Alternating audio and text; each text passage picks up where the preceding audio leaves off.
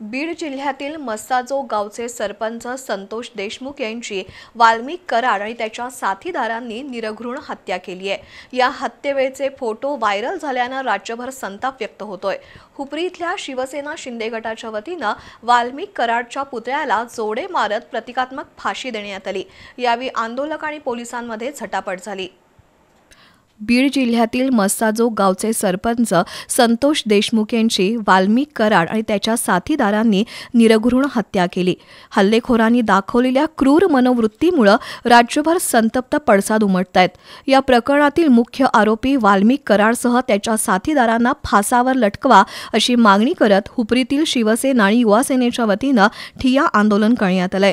त्यानंतर आंदोलकांनी कराडच्या पुतळ्याला जोडे मारत प्रतिकात्मक फाशी दिली। यावेळी कराडचा पुतळा दहन करताना हुपरी पोलीस कर्मचारी आणि आंदोलकांमध्ये झटापट झाली। शिवसैनिकांनी संशयित आरोपीच्या विरोधात जोरदार घोषणाबाजी केली।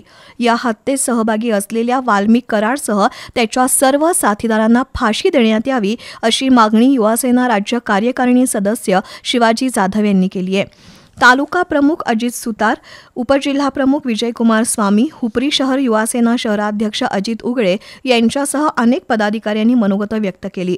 शहर प्रमुख नितीन गायकवाड, माजी शहर प्रमुख राजेंद्र पाटील, अरुण गायकवाड, महेश माळी, शरद पाटील, विठ्ठल रामण्णा, प्रकाश जाधव, संदीप सिद्धनेरले, सतीश हुपरे, तानाजी शिंदे, प्रमोद वाघमोडे यांच्यासह शिवसैनिक, युवा सैनिक आंदोलनात सहभागी झाले होते।